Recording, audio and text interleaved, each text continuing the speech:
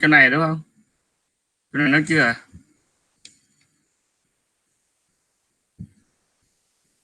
Thầy nói tới chỗ nào à?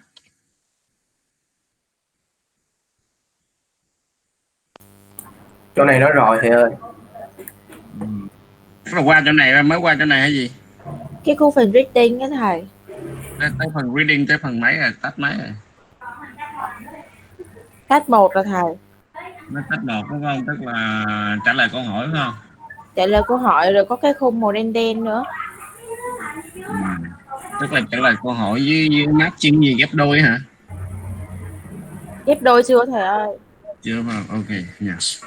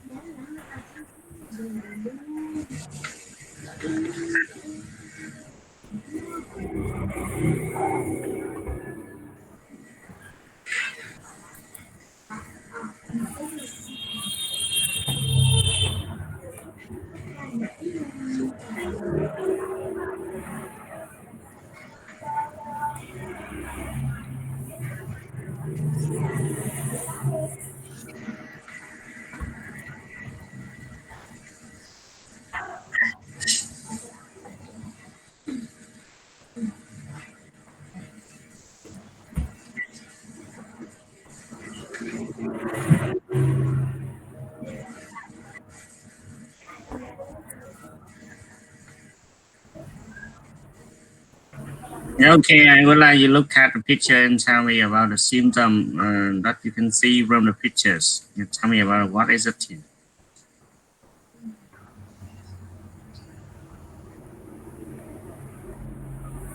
So these are the symptoms. So tell me what are some symptoms, you know? Ngô Thanh tắt cái mic đi à. Dạ.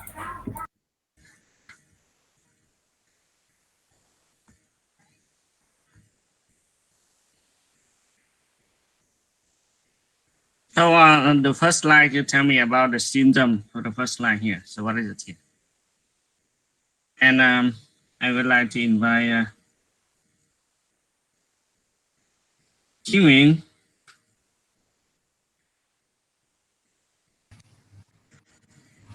Dạ thưa thầy là fatigue. Yeah, fatigue. Yeah, maybe you can see about the patient point at the back. Yeah, at his back. So we call that a back edge. Yeah. But so you look at the ear. So maybe the problem with the ear. Man has a problem with his ear. So we call that earage. Yeah. How about number 3?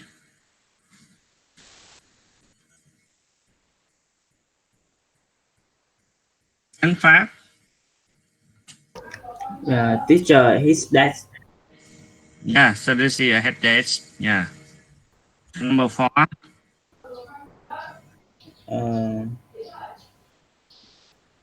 Number 4, number 5. Number 4 with his abdomen. What is it?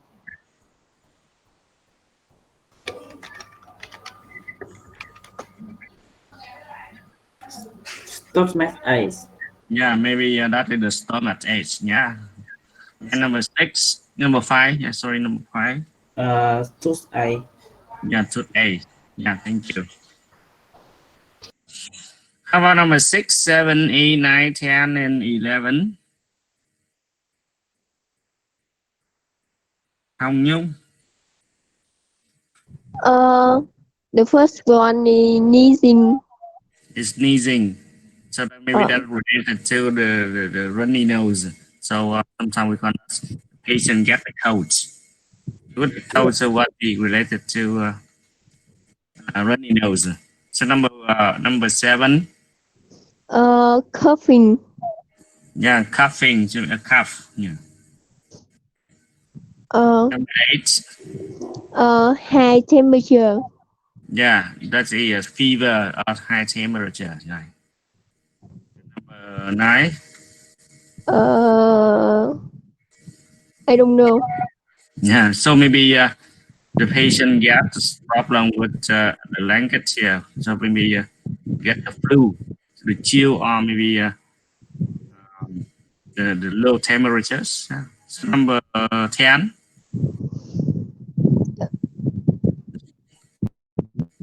problem with the eyes. Yeah, we call that the sore eyes. Yeah. The last one, Ear sore. yeah, that's it. Sore. Yeah, thank you. So maybe you see that maybe they are the symptoms, so that we call that the common symptom. So maybe these are the common symptom here. And last time I need you to distinguish between the sign and symptom. So you remember. And so you distinguish between the sign and symptom. Tell me again. So what is it?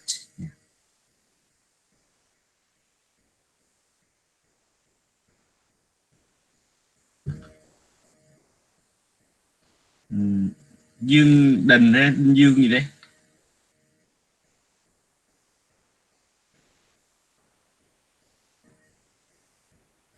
Bạn gì đây? Bạn Đinh Dương hả? Dương Đình này.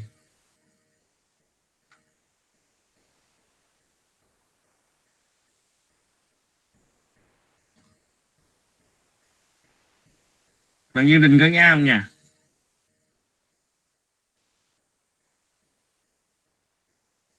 Bạn này đâu rồi?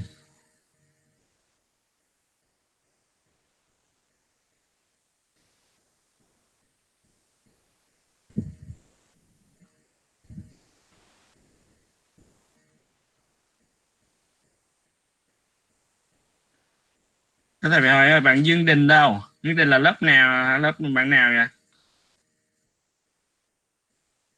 Tưởng đâu? Bạn này là ai à? Đinh Thị Dương thầy ơi. Đinh Thị Dương hả? Ok, bạn đó đâu?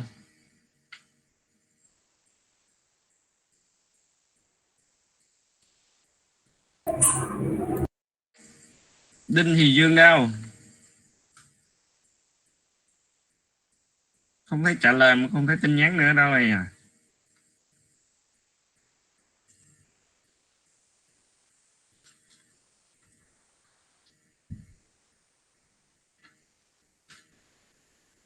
Nha, nếu mà thầy gọi mà không trả lời thì không thấy tin nhắn mà bạn đó không học nha.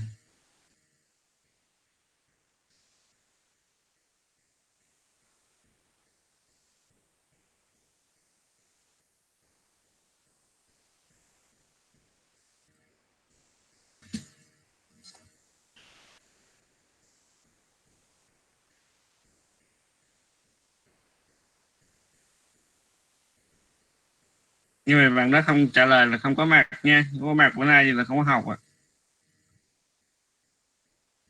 Bạn Hồng Nhung. Dạ em đây thầy ơi, em đây thầy ơi. Nãy giờ thầy gọi đâu có tiêu, không thấy trả lời, không thấy tin nhắn luôn. Dạ cái mạng bị đứng này.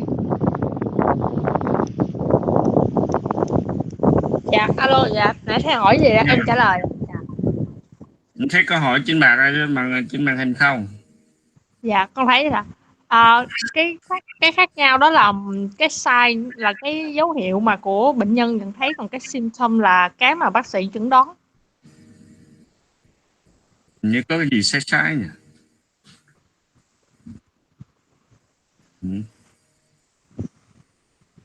Nói lại cái. Dạ. Theo con nghĩ là cái sign đó là cái mà bệnh nhân nhận thấy, còn cái symptom là cái mà bác sĩ người ta chẩn đoán. Hôm qua có học bài không? Dạ có thầy, sao thầy? Hôm qua có học không? Dạ có thầy. Có học mà sao thấy trả lời thấy trước quốc rồi. Hôm qua có học thiệt không nhỉ? Dạ có thầy. Có, hôm qua thầy có nói sự khác nhau giữa sai và symptom mà. Như vậy em nói sai tức là do bệnh nhân nhìn thấy đúng không? Dạ. Mà symptom là bác sĩ khám, bác sĩ thấy đó không? Dạ. Ha. Như vậy về nhà chứng tỏ không có coi bài hoặc là hôm qua không có chú ý nghe bài. Hồng Thạch nha, thank you bạn Hồng Thạch. Alo, thầy ơi. Yeah, tell me again about the sign and symptom, you know. Thầy, symptom are problem that a person notice or feel. Sign whatever physical can objectively detect muscle. Yeah. So you see that the symptom and the problem that the patient notices or feel or experience. Vậy nãy bạn Đinh Thị Dương á, nó ngược hơn là ví dụ bạn nói là symptom là do bác sĩ khám bác sĩ nhìn thấy, không phải ha. Symptom là những gì mà bệnh nhân nói cho bác sĩ biết, tức là the problems that the patient feel or experience and report to the doctor, so we call it symptom, or sometimes we call it complaints. Ngược lại còn sai chính là cái gì, là whatever a physician doctor can detect and measure and find out and what is yeah. Như vậy những gì mà bác sĩ khám, bác sĩ đo, ví dụ đo nhiệt độ nè, đếm nhịp tim nè, vân ha, hoặc là đo huyết áp chẳng hạn, thì và nói cho bệnh nhân biết kết quả đó, thì cái đó chính là science nha. Như vậy bạn thì Dương có bài lại nhá. Leo, if a patient feel hot, so this is a symptom. So you should feel hot. So, but sometimes that's related to when a physician examining the patient, touch the patient's skin and know that is warm most. So that's the sign. Yeah. And to make clear about the sign and symptom, so I need you to look at some example and tell me they are true or false. Yeah. Giờ ta thấy nhìn xem lại những câu này, xem những câu này người ta phát biểu như thế này là đúng không ha. So number one, recklessness is a sign.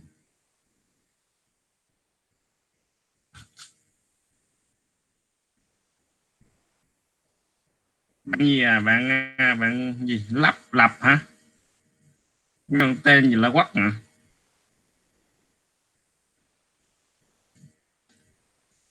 Bạn gì lập BB là bạn đó tên gì à?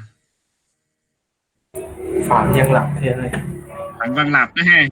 Anh đó ở khoa trên. Bạn Phạm Văn Lập đâu à?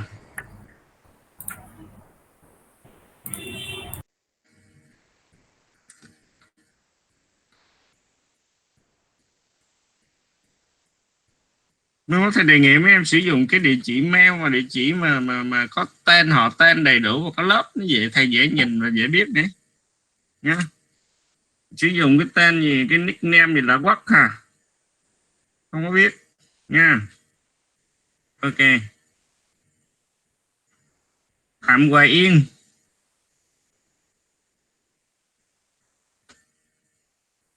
Em tên là thầy ơi. Ok. So number one.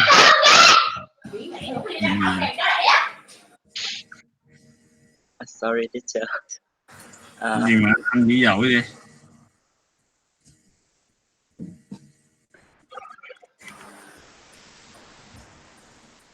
Number one, e-coins. So why?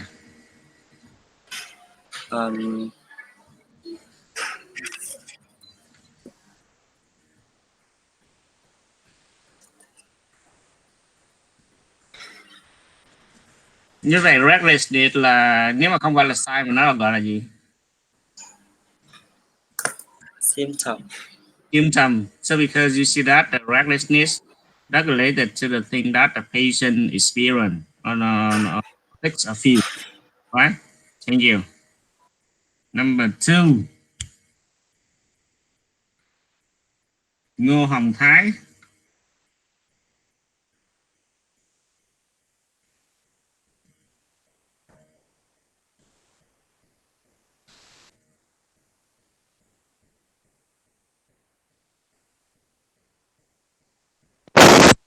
Hello. Ngô Thái nào? Ok. I think number two is true. So a fast heart rate is a symptom. So usually the patient don't say about the fast heart rate. So that's related to the bone mutation. So the heart rate that's related to the what the doctor find out, yeah, or measure. So we call that the size, right?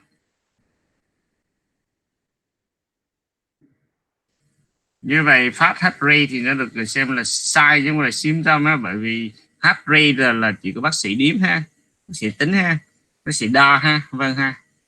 So number 3.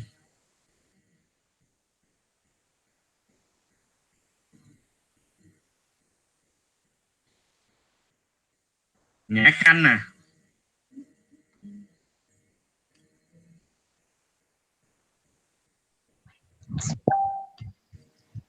Dạ thưa thầy, câu 3 là true ạ. True, yeah. So that the fatigue is a symptom. So that's true. Number 4. Thank you. Number 4. Lê Trương Tuấn Huy. Dạ, number 4 là phone thầy. False. So what think so? Because the sluggish noise, this is a sign the doctor can hear it. Yeah. So the letting nose so that related to the injured letters in the nose. I mean that the doctor examine and find out that related to the injured the letters in the nose, right? And number 5.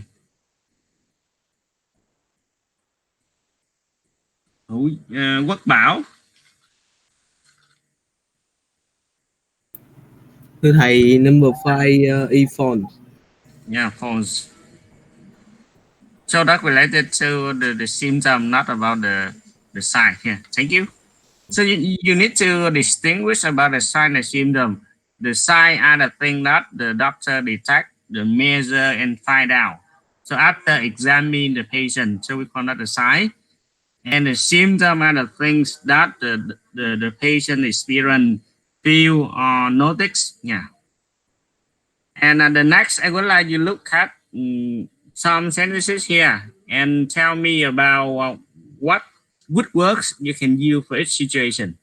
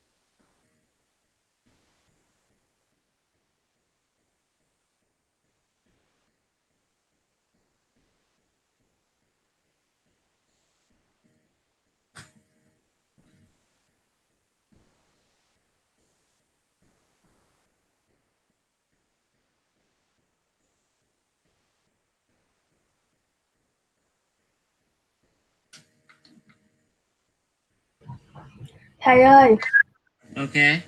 dạ câu 11 nó bị mất cái dòng cuối á thầy. Yeah, okay.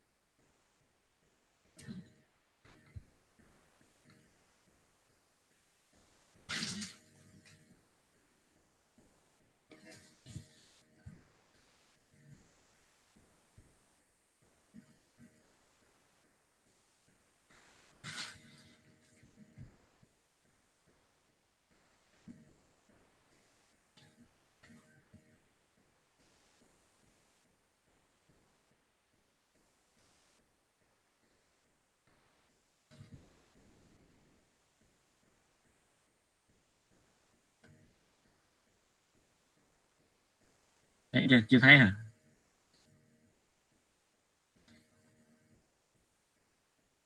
Thấy dòng cuối chưa? Nó vẫn mất đấy thầy. Okay.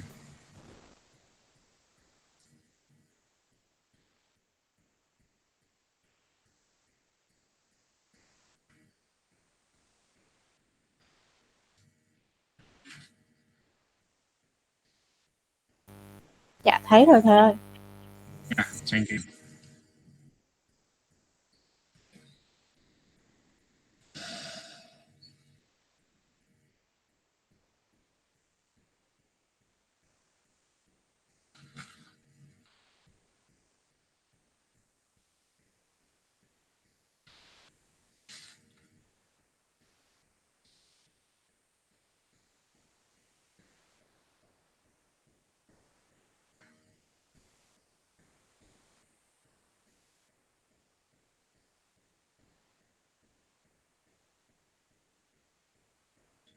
So tell me number one.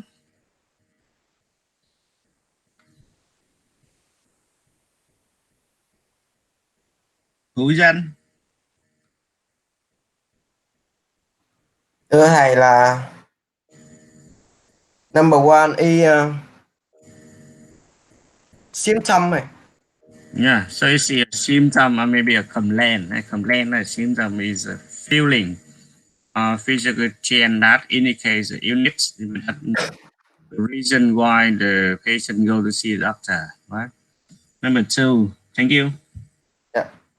Đào Minh Hiếu. Hello, thầy. Yeah. So number two. Thầy là Muscle Avcn. Yeah, a much age. Yeah, yeah. Thank you. So number three, Trọng Tuấn.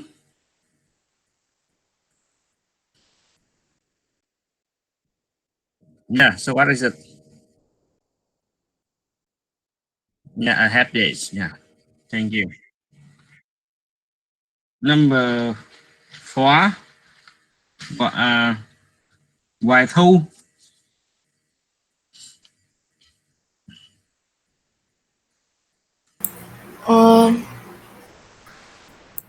Dạ thưa thầy là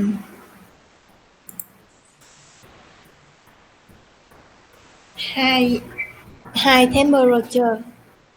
Yeah, high temperature hay gọi là gì? Một cái thuật ngữ gọi là gì?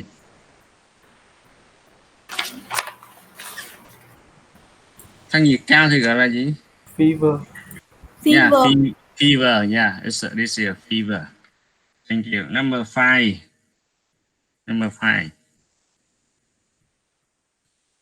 Thu Loan.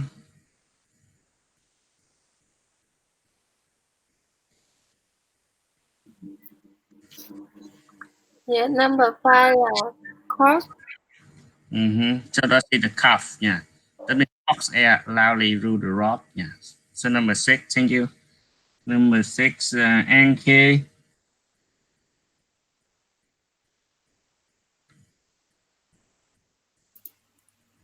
Thầy là runny. Yeah, so that's the runny. Yeah. No, that's related to the wheeze because that's related to the nose. Âm khò khè, âm của cái người bị hen suyễn á, mắc từ sao là wheeze, đúng không? Bởi vì nó liên quan đến là difficulties in a noisy manner. Right? Còn runny tức là gì? Cái dịch nó chảy ra mà nó không phải là difficult in noisy manner ha. Number seven, Hoàng Khiêm.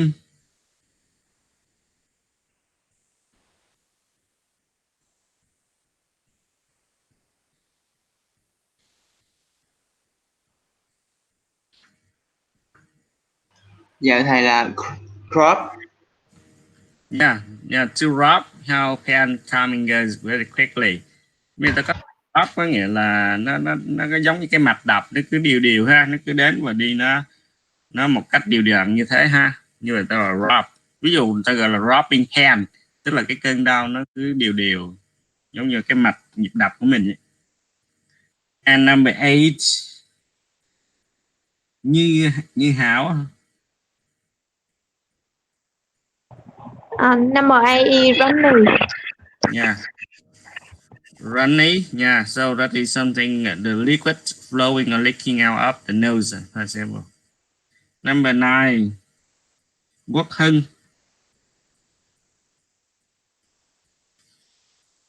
Quắc hùng thầy ơi. Oh, quốc hùng. Yeah.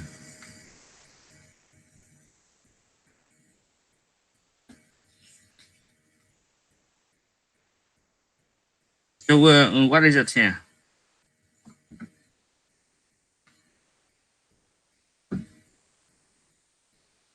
Mít nó bị lỗi thầy ơi, thầy có cho tin nhắn á hả?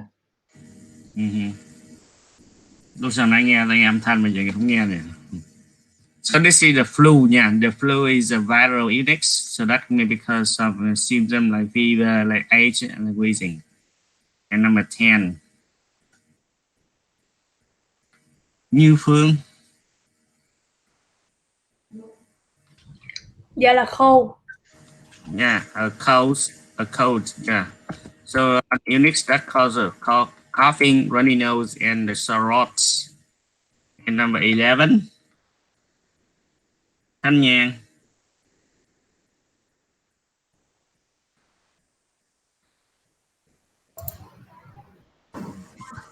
Dạ không biết thầy ơi. Yeah, so maybe it sounds like the serious cold. So I mean that related to the symptom of the cold. So that's the coughing. Yeah, coughing. So Jim had been coughing on the lungs. It sounds like he's serious cold. Number 10. So I think easy with number 10. So a nose is one of the most common symptom of a cold. So last time we also talked about the nose, the symptom of the cold. So that related to the nose is the runny nose. And number 13. So I didn't take Jimmy to school today because he has a very high, so what we call over 37.5 Celsius degree. So we call that here a fever. And children with the asthma, cough, and wheeze. Yeah, cough, I mean that asthma that related to the wheeze. Nhưng mà khi đề cập đến asthma thì chắc chắn cái từ đặc trưng của nó chính là wheeze, rất là âm khò khè. When the red out. And the flu sufferers often have the cold symptoms such as coughing and runny nose. Yeah. So maybe this work. So the sentences to describe something that related to the symptom. Yeah. For example, you can see some example about that related to the description of the symptom, like the nose. So you can say my nose is stuffed up. Như vậy trong trường hợp này thì nó gọi là stuffed up, có nghĩa là bị nghẹt mũi ha. Còn runny nose thì lúc đó nó sẽ là chảy mũi. And I have allergy, như vậy mũi bị dị ứng, hay là I'm sneezing, tức là hơi ha, mũi. How about the ear? So the ear you can see that I have an earache. Yeah. Như vậy bị đau ở vị trí tai ha, thì thông thường chữ A sẽ gắn trước với nó một cái bộ phận nào đó. Ví dụ như headache, earache. Yeah. Eyes, ví dụ về thị lực thì lúc trước mình là I can see clearly, hoặc là low vision chẳng hạn, tôi không nhìn không rõ chẳng hạn. Teeth thì mình có ví dụ như là toothache. Rot thì for example you see that my rot hurts, hoặc là maybe that's related to a bad cough. Yeah. Tức là đau họng thì có thể cổ họng nó bị đau, bị viêm, hoặc là có thể bị ho chẳng hạn. And maybe the head, so you see that my head hurts, or maybe you see that I feel dizzy, or maybe the headache. Yeah. How about the skin? The skin that related to rash, I have a rash. Neck, back, so my neck hurts, my back hurts. Yeah. And the chest, maybe a chest pain, I have chest pain. Arm, or maybe a hand, maybe a broken arm or hand. The stomach related to the stomach heart, or maybe roll up. Yeah. Roll up means that out up the food outside, yeah, for example. Maybe we call that the vomiting. Yeah. Vomit. Yeah. Như vậy bị ói ra nôn ra ha. Maybe foot or lack of ankle, so that's related to strained ankle. Maybe a lack that related to broken, or maybe foot, maybe also broken. So maybe the example can describe about your symptom. Usually when the doctor asks some question not related to the symptom, you can use the structure to describe your symptom that is here. So last time we talked about this part here, so we finished with this part. Lúc trước mình trả lời ba câu hỏi này rồi đúng không? Ok. Chúng ta đang cái phần này đúng rồi ha. Chúng ta đang tới cái phần matching đúng không? Phần này làm chưa? Chưa thầy ơi, mình mới học, hôm qua mới học tới cái câu 1 đó thầy. 1 đó thầy. Tức là bài này hả? Không phải thầy ơi, trước Dạ, được trả á. lời câu kia luôn nha. Trả lời 2 À. câu hỏi ở đầu bài thầy. Lời 3 câu hỏi này hả? 2 câu hỏi đầu bài thầy. Ồ. Tức là câu hỏi lúc trước kia hả? Còn câu Câu hỏi này hỏi là câu hỏi tiếp theo phải không? dạ đúng rồi. Ok.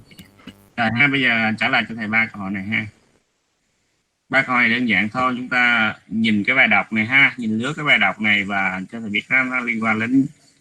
Thì đây là cái bài đọc miêu tả về cái triệu chứng của một cái bệnh nhân tên là Linda Thomas nha. So when you read the patient notes, yeah, description, you answer the question. Number one, how does the patient feel today? And what do the pain and the labor acting prevent the patient from doing? And what will the patient do if her symptoms do not improve in 7 to 10 days? Yeah. So you look back the reading, yeah, answer the question.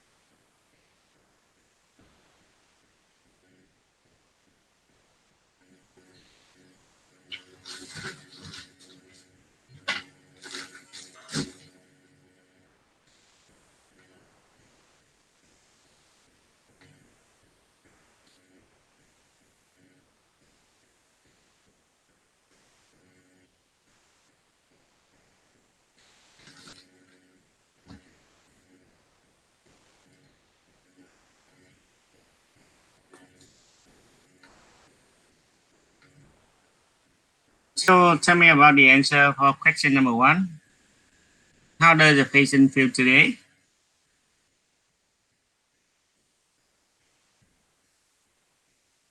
Lê Quốc Thanh.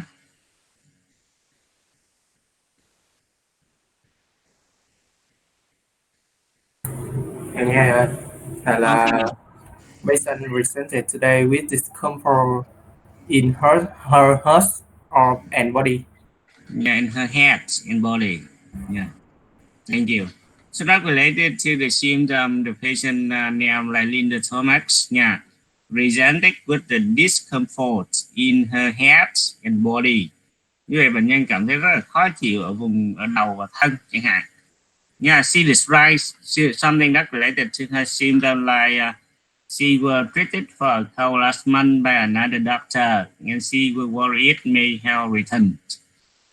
Once again, she had a runny nose, so that are the symptoms. So we see that runny nose and coughing.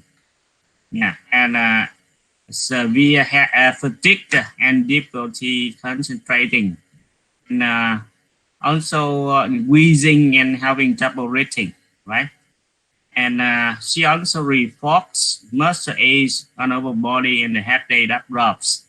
Như vậy ở đây có miêu tả cái động từ drop đấy, thì cô ta cũng nói rằng gì, cô ta bị đau cơ đúng không, muscle ache ở khắp người, and headache và cái cơn nhức đầu thì drops, tức là nó đến và nó đi, nó đến và đi, đến và đi, tức là lúc nào cũng cảm giác căng căng như thế ha. And number 2, what do the pain in the liver resting prevent a patient from doing? Dính Kiều.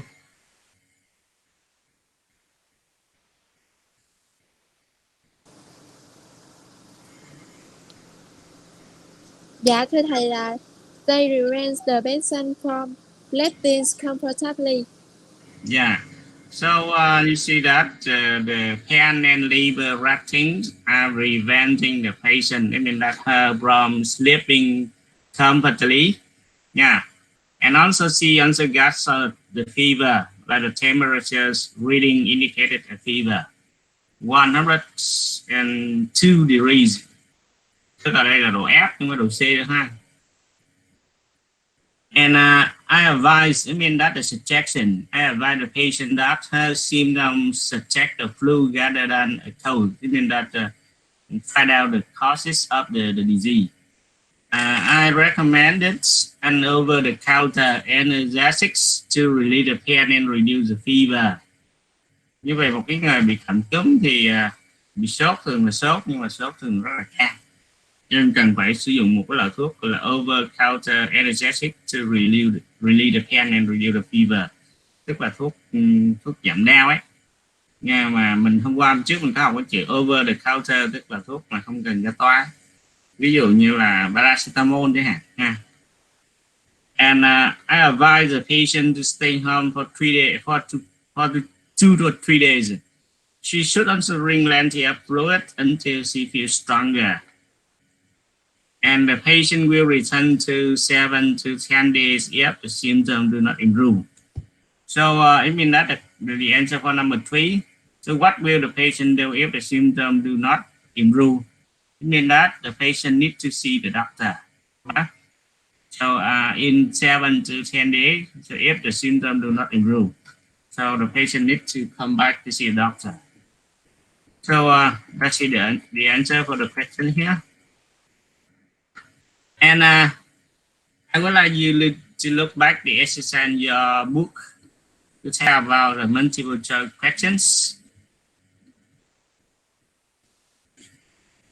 Like so from the reading, so tell me about the purpose of the doctor notes of the patient. Như vậy mục đích hay là ý chính của liên quan cái doctor notes, tức là cái ghi chú về bệnh của bệnh nhân đây là gì nhỉ? A, B, or C? So usually from the reading you can see about the doctor tell something about the symptom that the patient experience and tell about the cause of the disease here. So we call that C, to describe the symptom and the likely cause.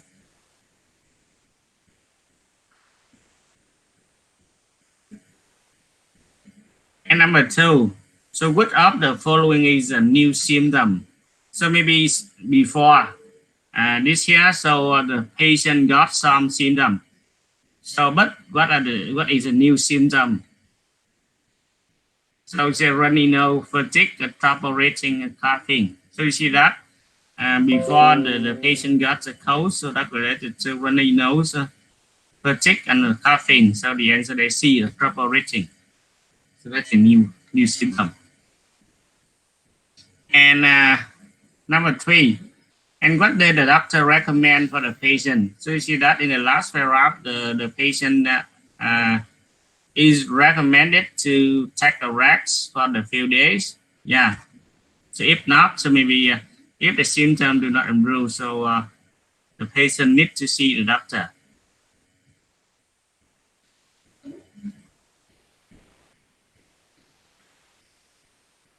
So matching. Như vậy bài tập ghép đôi ha. Chúng ta sẽ ghép những từ bên cột A với những từ bên cột B nha.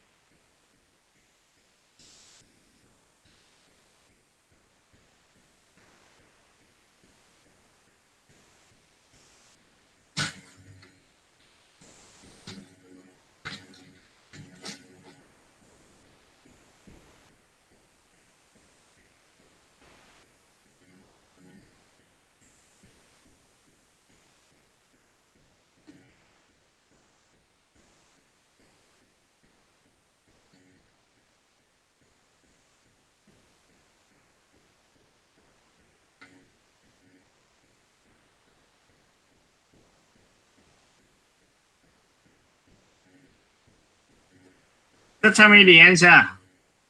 From number 1 to number 6. Hoàng Ngân.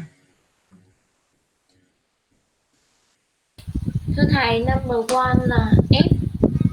F. Yeah, German code. So that's the units called discomfort in the head and body. So maybe yeah. So number 2, the muscle age. So what is it? Thưa thầy là number two là muscular. Thưa thầy là D. Yeah. So that's the muscle age means that can feel group. And number 3, running. Thưa thầy là A. Yeah. So that is the liquid leaking from something. Number 4. Thầy là B. Yeah. So maybe the can fell in the head. Yeah. Number 5. Thầy là C. C. So that related to increase red noisily with difficulties. And that's why the top. So let's see to fog out the air loudly through the rod. Yeah. Thank you.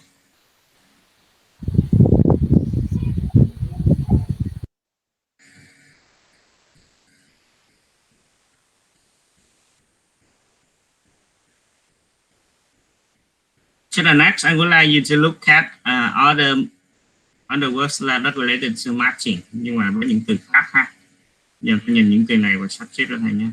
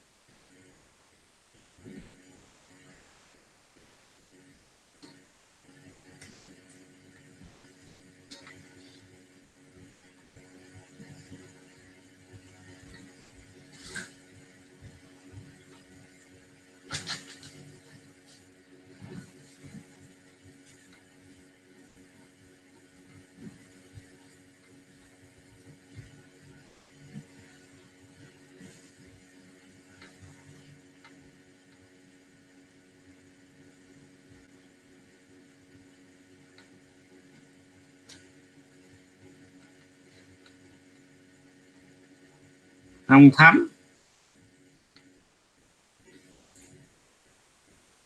Alo. Yeah. So number 1.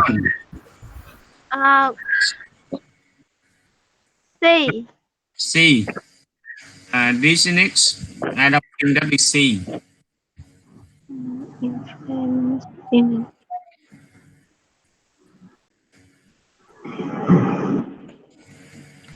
So I'm sorry to say it's not correct because this next, original this next.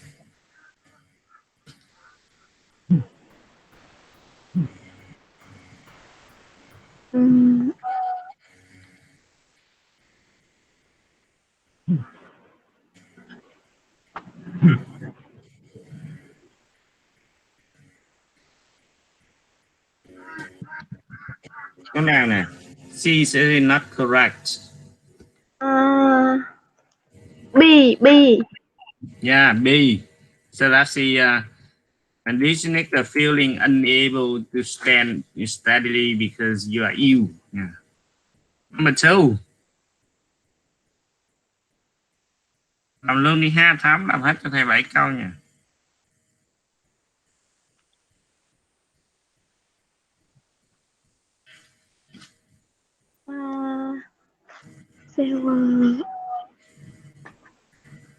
Thầy ơi, em biết câu 3 thầy ơi.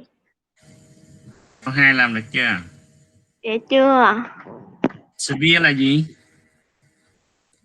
Severe là severe head, severe headache chẳng hạn. Nhưng mà severe nghĩa là gì? Nó nghiêm trọng nhiều ấy, nghĩa là severe. Như vậy là đâu? Thầy là Câu E ha. dạ. Yeah. Như vậy severe cái gì đó nhiều nó nghiêm trọng ấy thì gọi là severe là extremely strong nha. The fever. So I think you know fever. Fever là ốt.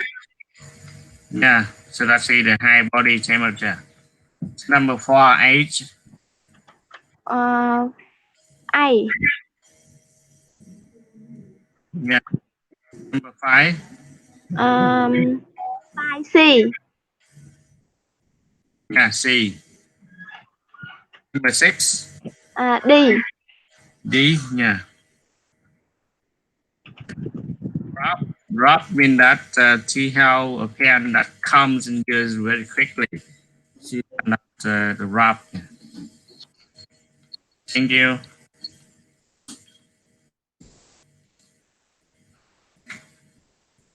So the next exercise also related to the work. You fill in the blank. In the book, so there are 4 sentences, but here's the 8 sentences here. Trong sách mình chỉ có 4 câu thôi ha, thì cho 8 câu.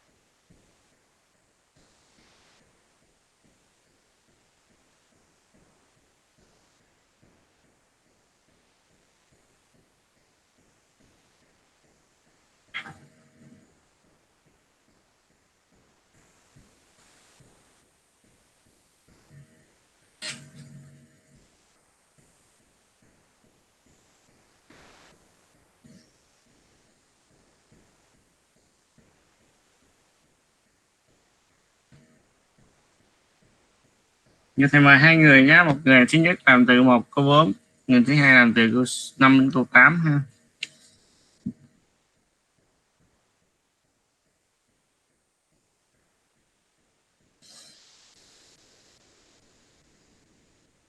Đặng Chí Hưng. So from number 1 to number 4. Dạ có em. Number Okay. 1 là rock. Now, the pen in my back drop. Yes.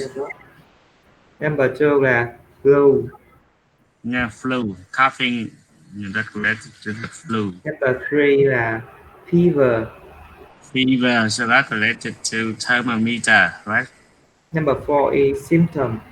Symptom. Oh, that's right. Thank you. Number 5 to number 8. Minh Khuê.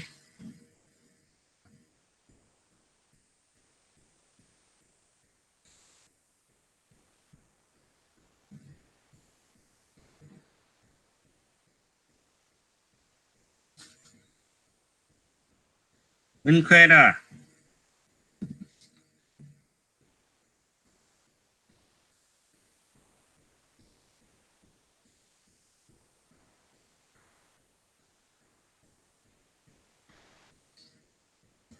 Mình phê có nghe không?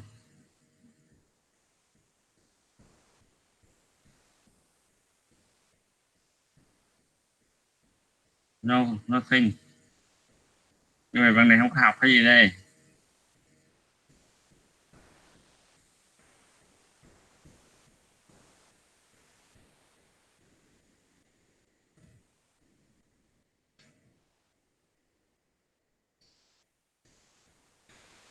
Là Minh Khuê ha, thì gọi 2-3 lần mà không thấy tiếp nói gì hết, không thấy tin nhắn. Alo, dạ thầy ơi, Minh Khuê. Ồ, đâu mất tiêu gì gọi hoàng Dạ. thế rồi ha. Dạ. Em mới đi vệ sinh. Number 5. Dạ. Number 5, I think cough. Yeah, severe cough. So that's related to, usually that's related to cough. Yeah. Number 6. Em luôn hả thầy?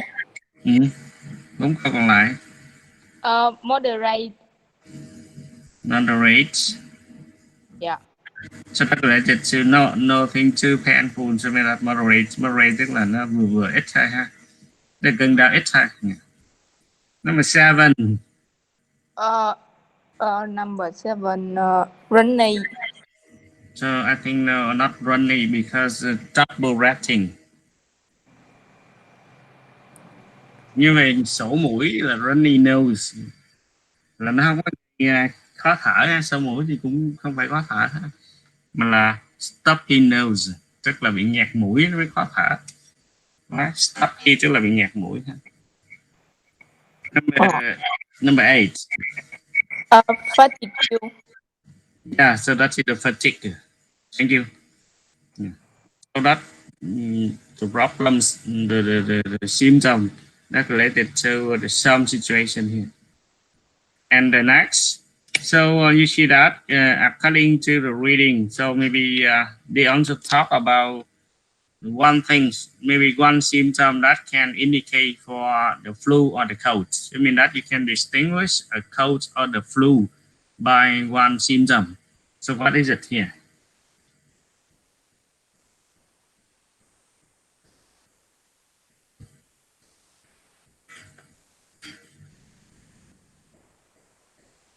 So what indicates that the patient has a flu, so not a cold? Như vậy theo cái bài đọc này có đề cập thì một cái triệu chứng nào đó chứng tỏ bệnh nhân là bị cảm cúm chứ không phải là cảm lạnh ha. So what is it? So maybe you can listen to the reading nha. Through the slide here. Thì sẽ gửi thêm cái đường link ha, và chúng ta phải nghe cái bài đọc này ha.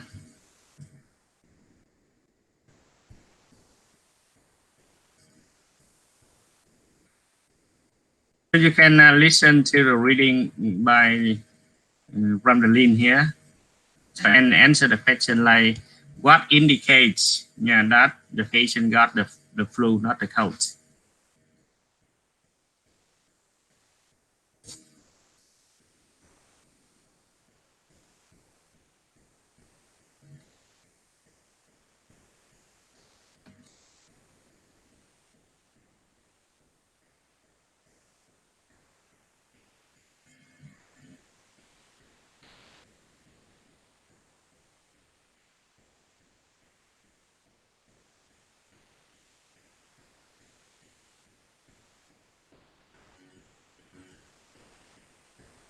Unit 9, talking about symptoms. Exercise 5, page 21. Patient, Linda Thomas. DOB, 110679. Patient presented today with discomfort in her head and body. She said she was treated for a cold last month by another doctor, and she was worried it might have returned. Once again, she has a runny nose and is coughing. She is experiencing severe fatigue and difficulty concentrating, also as before. However, she is now also wheezing and having trouble breathing. She also reports muscle aches all over her body and a headache that throbs. The pain and laboured breathing are preventing the patient from sleeping comfortably. A temperature reading indicated a fever of 102 degrees. I advised the patient that her symptoms suggest flu rather than a cold. I recommended So tell me, what is it here? analgesic to relieve pain and reduce the fever. I also advised the patient to stay home for 2 to 3 days. She should also drink plenty of fluids until she feels stronger. The patient will return in 7 to 10 Trương days Phú Hào. if the symptoms do not improve. Dạ thưa thầy là a fever is strong indication that the patient has a flu. So what maybe the patient who got the cold also got the fever, but maybe different. I don't feel well at Về cái dạng fever nào I'm nhỉ? sure I have the flu. I'm sorry to hear that. Have you been coughing? A little, but mostly Maybe a fever, maybe high or moderate or something like that. Về sốt mà sốt cao không hay là sốt bình thường thôi? Cao thầy. Cao ha. Yeah. So usually mấy em thấy nhìn ra 102 độ ấy. So temperature reading indicated a fever of 102 degrees. Tức là 102 độ F, tương đương khoảng 38 mấy độ đấy. Đúng không? Thì một cái sốt đó gọi là sốt cao ha. Như vậy cho nên là một cái flu, tức là bệnh nhân bị cảm cúm thì thường là strong fever, high fever, nhưng mà cảm lạnh đấy, tức là cold thì maybe the mild or moderate fever here, tức là hơi cảm sốt thôi, ấm ấm thôi ha. Còn đối với flu thì gọi là high fever. Right? So the next we talk something about the asking about the symptom. So maybe to ask about the symptom, so maybe in the unit 4, when we talk about the checking the history, so we also how to ask a question to get a symptom from the patient. Yeah, for example, you look at the patient, you say that can you describe your symptom, or what are your symptoms?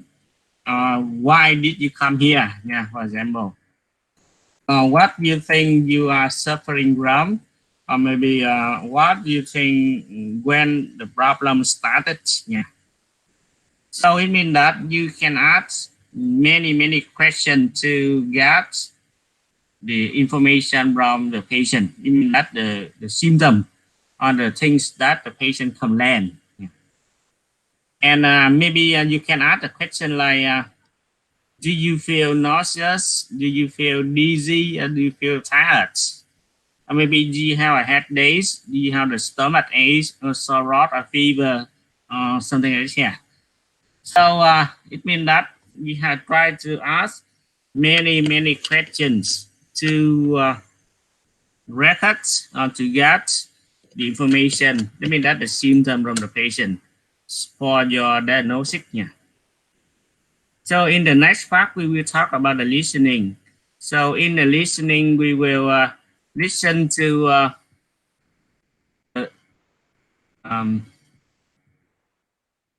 we will listen to a conversation between a doctor and a patient, and you will answer the question touch 4 and touch 5. Như vậy trong đoạn này chúng ta sẽ nghe đoạn hội thoại giữa bác sĩ và bệnh nhân ha.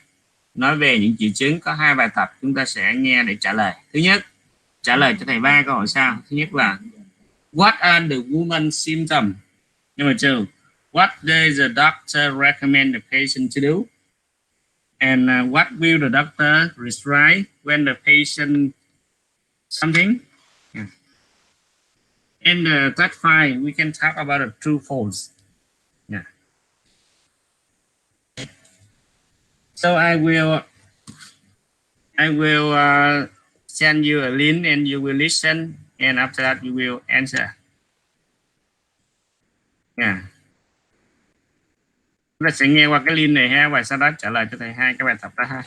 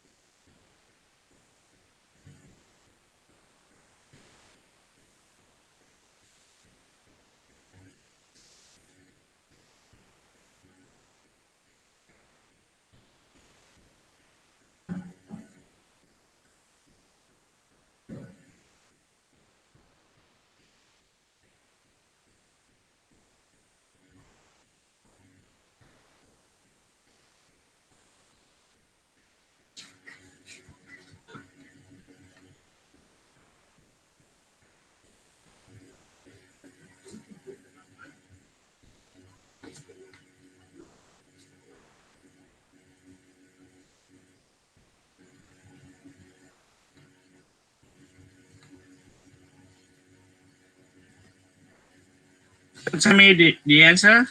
Number one. So what are the woman's symptoms?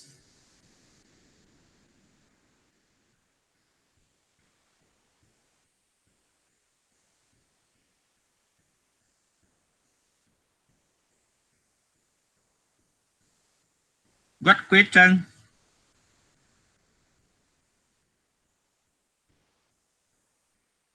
Yeah. Yes. She increasing her runny nose and muscle aches and it's hard. Yeah. Sea wheezing, runny nose, and muscle ache and tired. Yeah. Thank you. Number two, Kiều Diễm.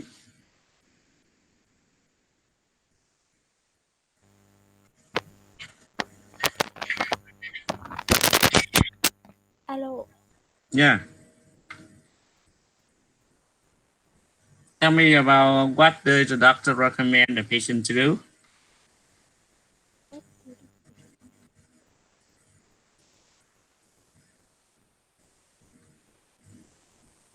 Thầy làm here recommend here to well plenty to sweet. Mm-hmm. So you recommend that the patient need to get plenty of rest, I mean that type of rest nha. Tức là khi người cô ta nên nghỉ ngơi ha. And number three, so why will the doctor prescribe the patient something?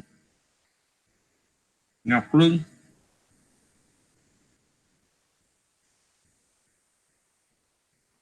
Không biết thầy ơi. Không biết có nghe không? Minh Thư. Nguyễn Ngọc Minh Thư. Dạ không biết thầy ơi. Ui rồi, sao không nghe được câu này hả? Dạ nó nhỏ quá em nghe được. Nhỏ hả? Dạ. Ủa sẽ thấy lớn mà nhỏ đâu. Biết sao qua mấy em nó nhỏ xíu. Yến Nhi.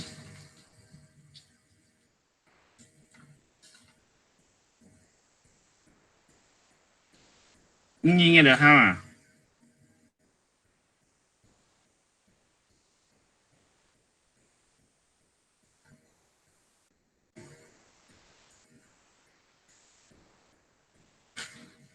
Sao hả Yến Nhi à? Nick bị hư nó hay rồi.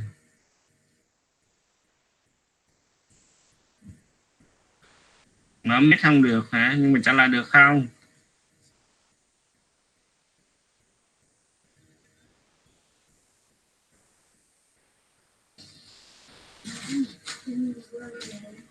Can you answer the question Yến Nhi? Nghe không được luôn hả? And Vân Anh.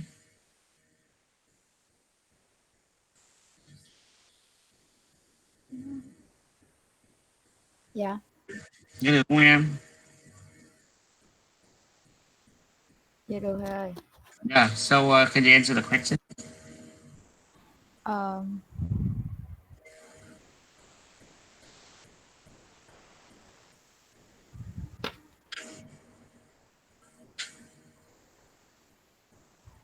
I think the doctor avoid patient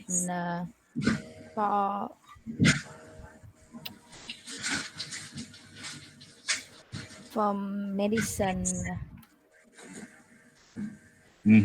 So prescribe the medicine, the medicine to relieve the pain. Yeah, so that's related to the doctor prescribe something to ease the symptom. Tức là bác sĩ cho toa mua thuốc để làm giảm cái triệu chứng ha. Yeah. So that related to wheezing, runny nose, and muscle aches and tiredness. So the doctor give the prescription, yeah, to ease the symptom. And how about the true false? So the woman believes she has a cold. True or false?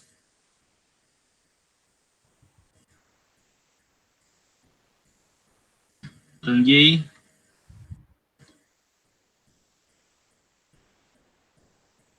Dạ em nghe thầy ơi. No, one, true or false? I think phone. Phone. Yeah, so I say phone. Why? Uh, the woman have flu. Yeah, so believe she has a flu. Thank you. So number 2, and the woman had a trouble breathing. Thank you, Vân Anh. Thảo Nguyên.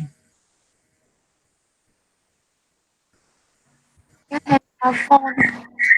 Phone. So why? Yeah. He question runny nose, muscle ache and tired. Nhưng mà ta hỏi em is it trouble breathing. So that's related to true, not false. Right. How about number 3?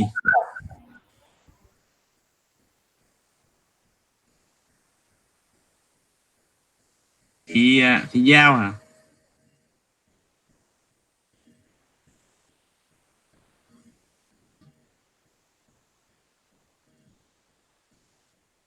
Dạ thầy nghe không thầy ơi? Ok. Đây là number 3 là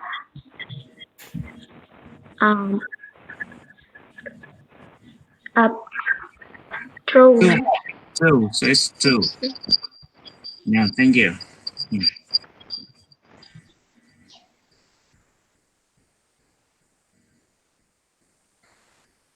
The next exercise about listen and complete the conversation, and you will listen again one more, and after that you will complete the conversation with the suitable words here. Người ta nghe lại ha. Chúng ta cũng có thể nghe một cái link mới thì gửi. Cái link này có lớn hơn không?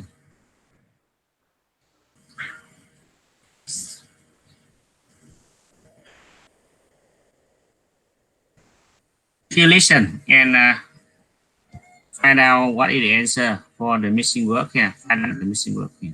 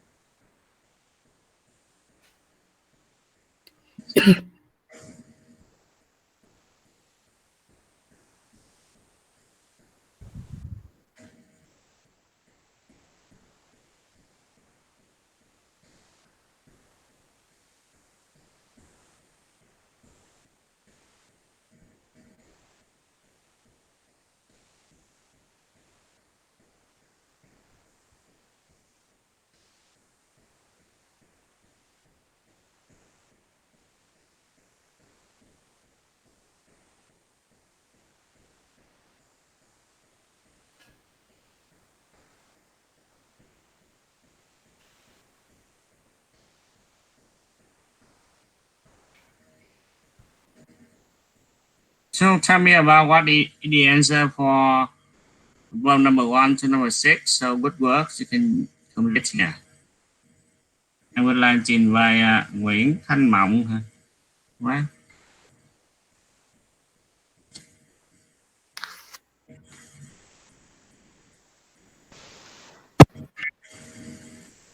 Thin well. Yeah, so number 1. So what is it, Mộng? Thin well thầy. I don't Yeah, think well. I don't think well. Yeah, feel well. Yeah, not think well. I don't feel well at all. Em sure I had the flu. Tôi không cảm thấy khỏe nhưng mà think well ha. How about number 2? Nghe được số 2 nhỉ? Đúng Mộng? Yeah, thank you. Thank you Mộng. Nguyễn Quỳnh Thanh Trúc. Dạ thưa thầy là how you been? Yeah, how you been coughing? Yeah, so I'm sorry to hear how you been coughing. Yeah, a little, but mostly I'm wheezing. So is number 3. How about number 3? Can you answer? Dạ thầy là how to breathe. Yeah, hard to read. Number 4. No. No, thank you. Nguyễn Quốc Khanh. Yeah, I'm here. Yeah. So what is number 4? Number 4 is blowing my nose. Yeah. So blowing my nose constant. So number 5. Can you answer number 5? Number 5, muscle aches. Yeah, moisturize. And number 6? Number 6 is high fever. Yeah, high fever. Thank you. Yeah. So you see that this is the conversation between the doctor and the patient. They are talking about the symptom, and maybe the doctor asks about the symptom, and the patient tell about the symptom. In the next part, so I would like you to practice for the back listening. Để nghe một cái bài này ha. Thì bài này cũng nói về triệu chứng nha. Bây giờ thôi, ngắn thôi, bài này rất là ngắn. Thứ nhất em trả lời câu hỏi thứ nhất là where lumps. Lâm tức là mình học trong cái bài về da có lâm đó vậy nha, tức là bị u bị sưng lên đấy, thì on the patient leg hay là patient foot. Number 2, the patient can move her toes at all. True or false? And what temperature is closest to the patient temperature? Người ta sẽ nghe xem cái nhiệt độ của bệnh nhân là gần nhất bao nhiêu nhỉ?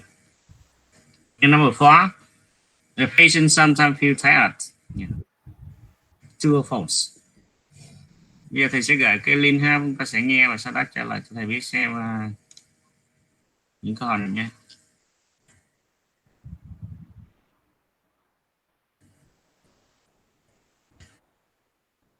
So you listen and tell me what the answer for the listening.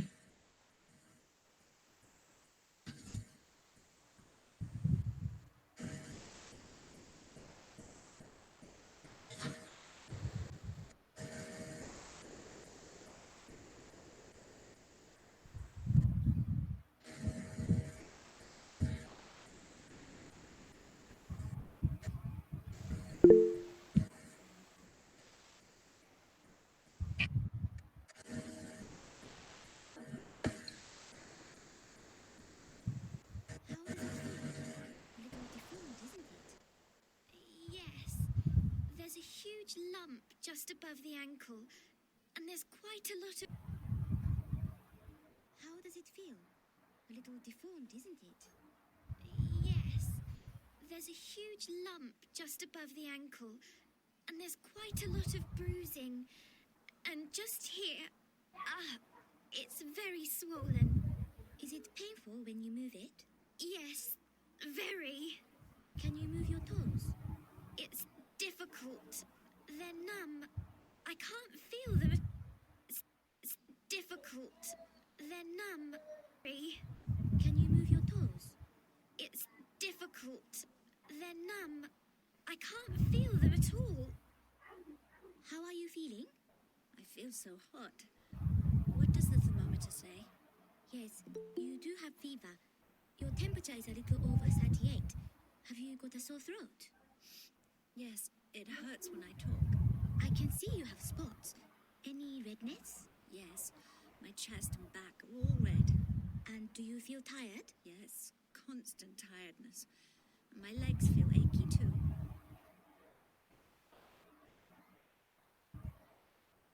Yes, very. Can you move your toes?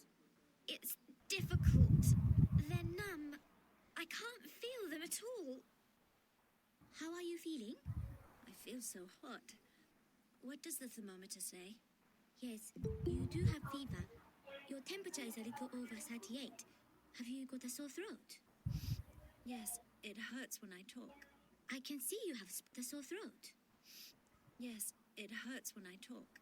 I can see you have spots. Any redness?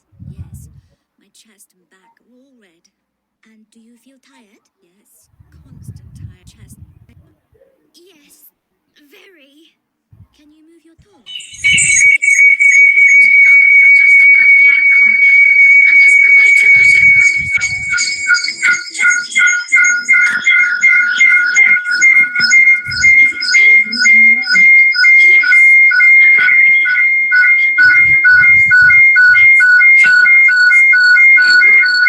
I can't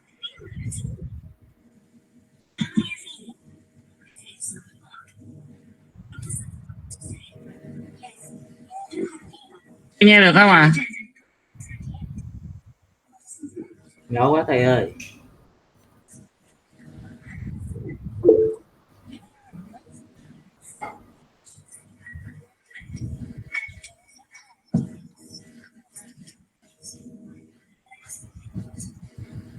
Nhỏ hả?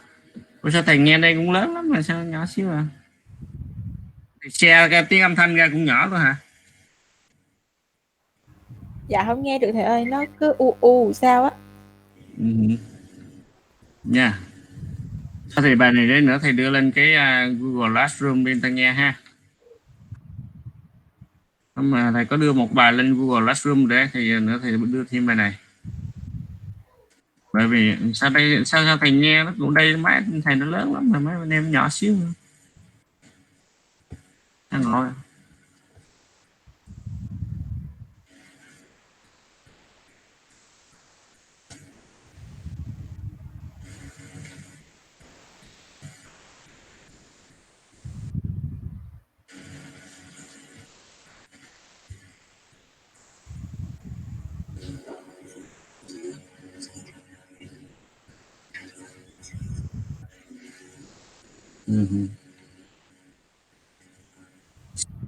Như vậy các bạn đó để nữa thì đưa lên cái Google Classroom đi ha, để ta lên đó ta làm.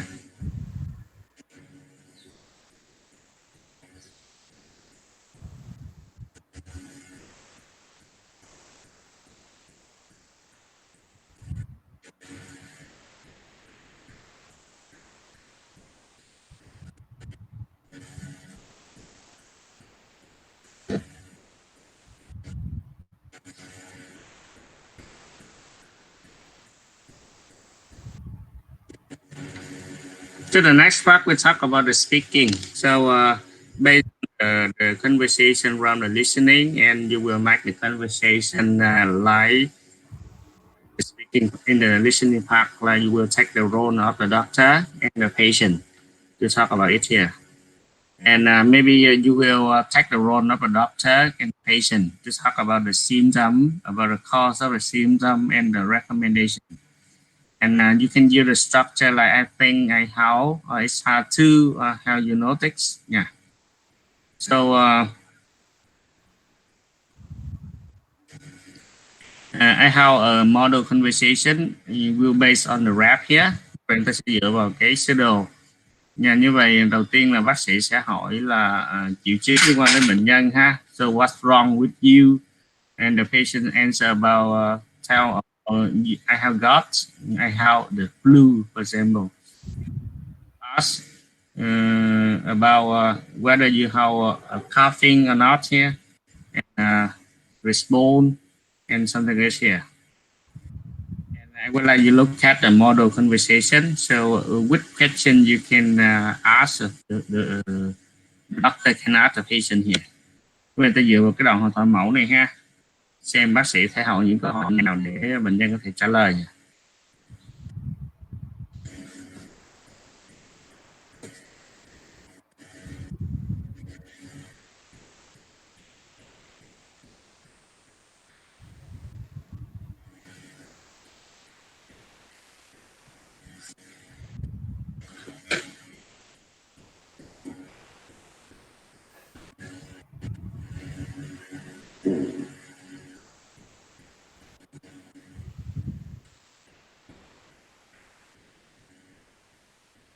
Anh Vân, tell me about what questions the doctor can ask here for the conversation.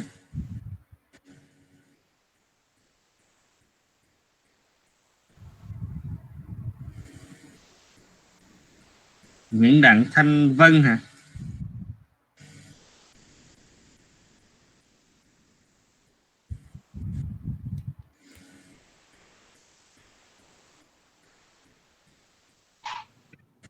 Thầy ơi. Okay. Tell me about the first good question the doctor can ask a patient. Well, doctor, I have the flu. So how can we ask the question?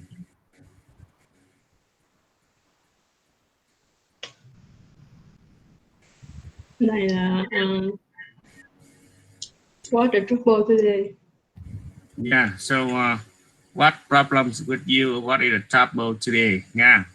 So what the trouble today, or what do you have? What is your problems? Or maybe you can you describe your problems? Yeah. So thank you.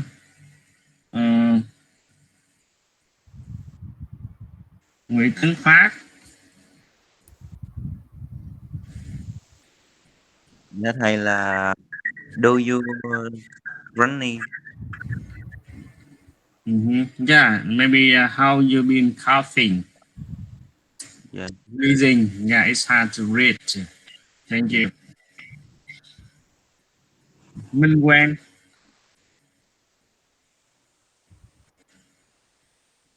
Dạ. Yeah, tell me about how can you act in this situation? Dạ.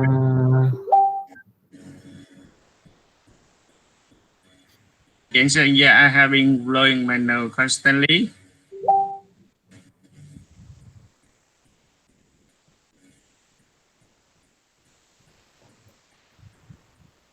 You don't know? Yeah. So maybe you ask how you notice that your nose is runny. Nha, bạn có thấy là mũi của mình có bị chảy mũi không đấy? Yeah, I blow my nose constantly, tức là tôi liên tục hỉ mũi đấy. And the next. So the next question, maybe you see that, do you have muscle aches? So yeah, so that's the symptom related to muscle ache. Is it the flu? So let me check your temperature. You have a high fever. So I think it's the flu. You need loss of breath and something to ease the symptom, right? Như vậy đây là cái đồng hồ thở mẫu về đóng vai ha. Thì các bạn sẽ đóng vai giữa bác sĩ và bệnh nhân để làm một cái đoàn hội thoại tương tự như vậy ha. Thì các bạn có thể nói về những cái triệu chứng khác nhau nha. Nhưng mà những cái triệu chứng, nhiều triệu chứng khác nhau chẳng hạn ha. Một cái bệnh nào đó liên quan đến những triệu chứng. Và cái phần cuối cùng sẽ đưa ra một cái recommendation, tức là cái giải pháp thực hiện một cái điều trị đối với cái bệnh đó như thế nào. Phần này các bạn tự thực hành với partner của mình nha. Thông qua mình sẽ hai bạn sẽ tự làm cái đoàn thoại với nhau ha. Mai mốt khi ta học tập trung lại thì sẽ gọi lên nói ha. Ta sẽ chuẩn bị ở nhà với partner của mình ha, chuẩn bị trước cái mai mốt thì tập trung mình sẽ nói. Okay. So the next we talk about writing. So with the writing you will complete the notes. Yeah. So for example, if the patient how the symptoms are related to the flu like fever, muscle ache and other. Như vậy nếu một bệnh nhân mà bị cảm cúm thì có thể có những triệu chứng như là fever, muscle ache chẳng hạn, hoặc là những triệu chứng khác như nãy nói là gì, hay là coughing chẳng hạn ha, hoặc là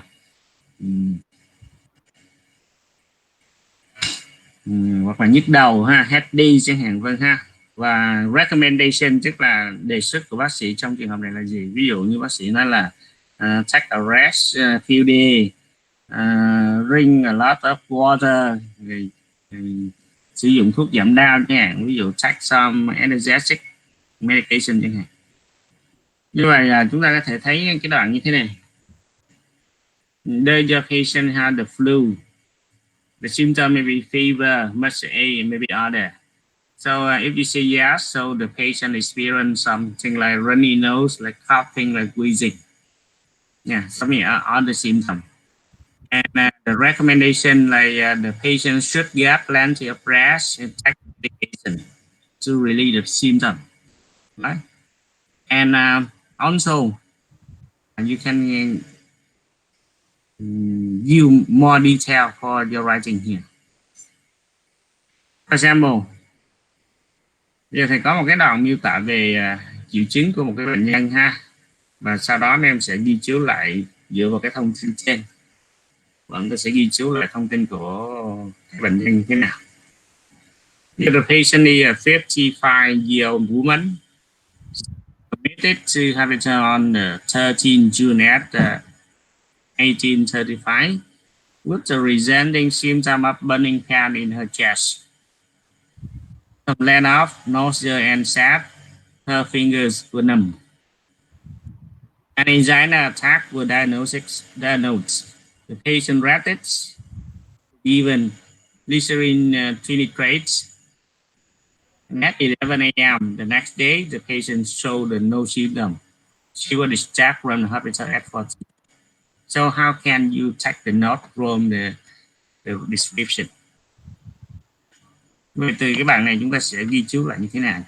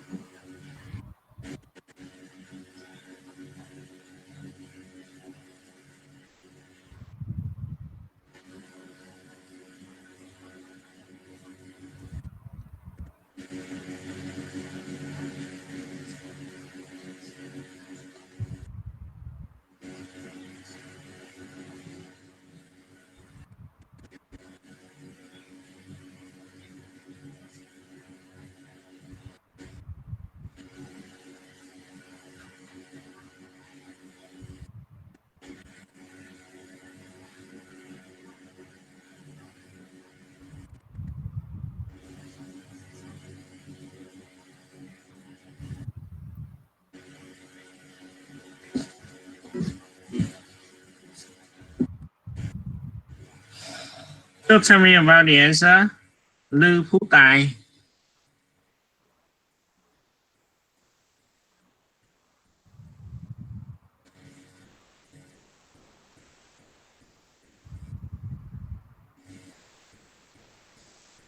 Phú Tài đó à?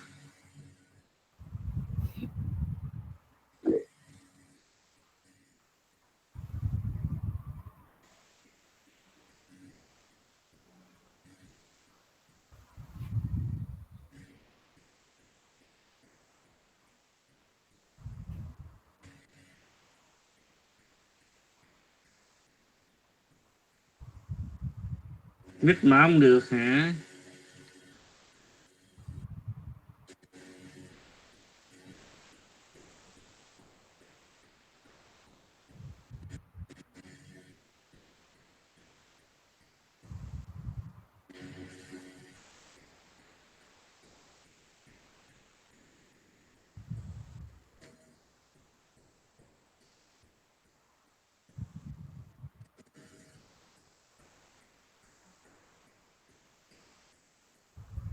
Nhung.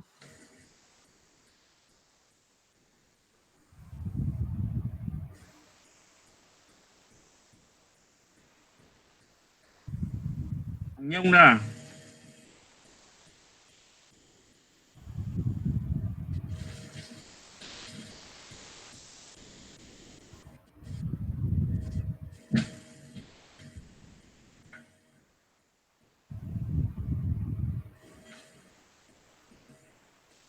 Rồi Hồng Nhung nó mất tiêu rồi, giờ này nó trốn mất tiêu rồi ha.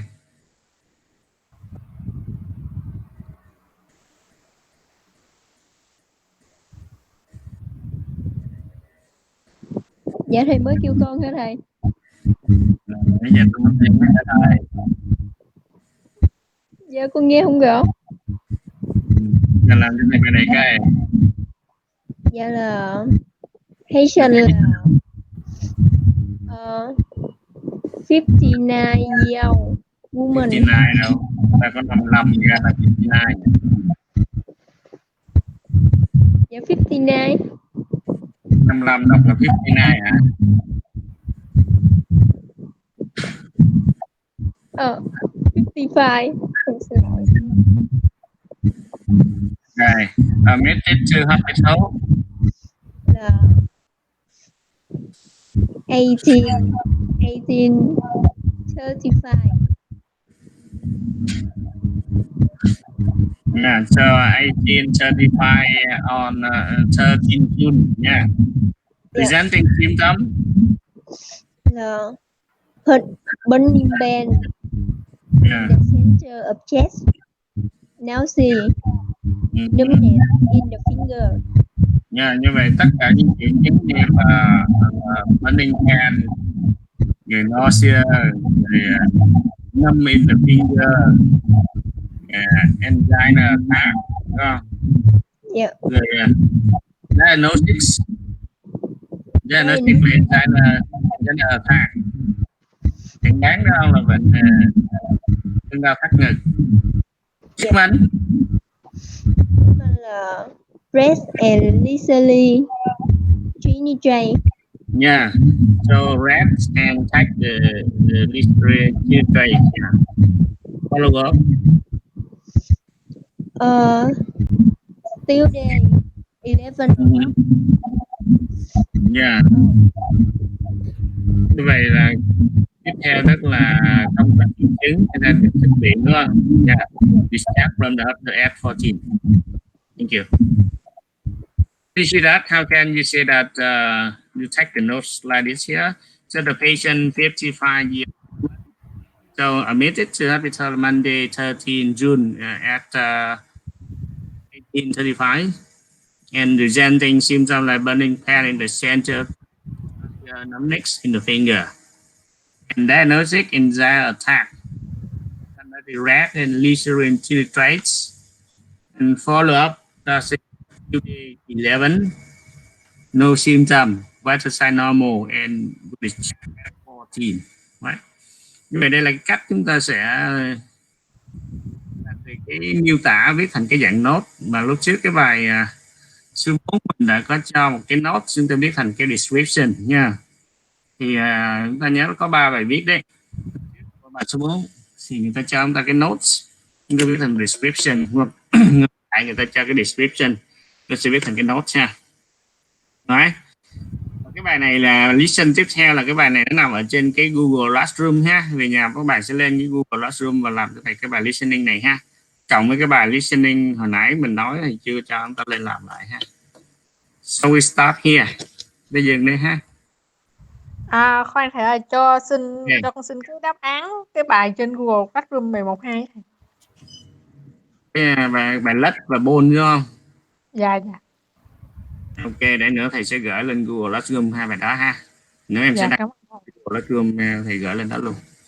Ok. Okay. Hỏi gì nữa không? No?